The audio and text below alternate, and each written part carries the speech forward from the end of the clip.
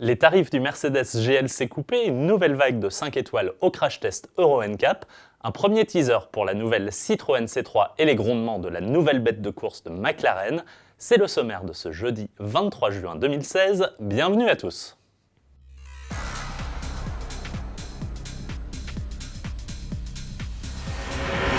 Et on débute ce JT par l'arrivée à la commande du dernier crossover en date de Mercedes, j'ai nommé le GLC Coupé. Basé sur le GLC classique, lui-même remplaçant du feu GLK, le GLC Coupé et son pavillon fuyant vers l'arrière a été présenté en mars dernier au Salon de New York.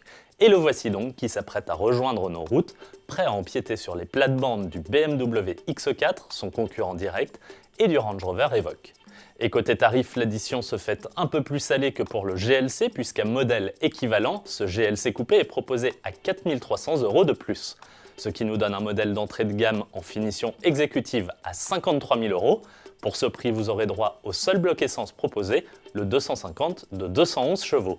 En diesel, le prix d'appel grimpe à 55 150 € pour le GLC Coupé 220D de 170 chevaux, tandis que le 250D de 204 chevaux débute à 56 000 €.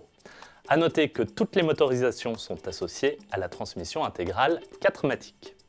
On reste dans le domaine des SUV avec les derniers résultats au crash test Euro NCAP, notamment des Volkswagen Tiguan et Seat ATK.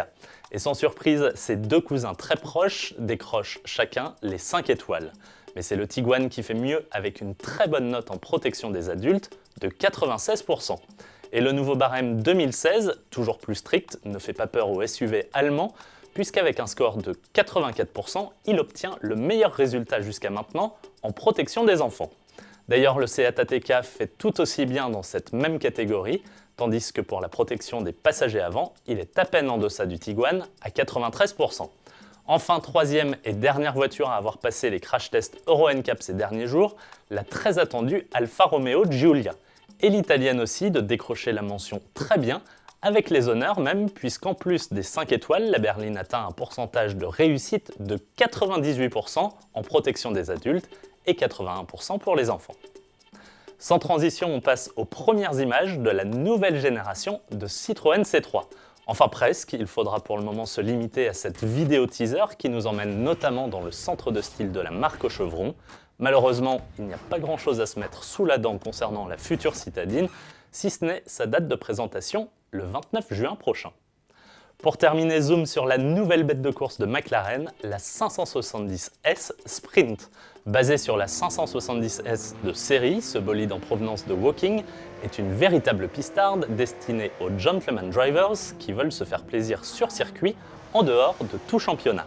La 570S Sprint arbore un look extrême avec un aérodynamisme revu de A à Z et cet énorme aileron carbone à l'arrière. Côté mécanique, on sait juste que la puissance et le couple de 570 chevaux et 600 Nm de la 570S de base ont été optimisés. Prix du joujou, 193 000 €, première livraison début 2017. À demain.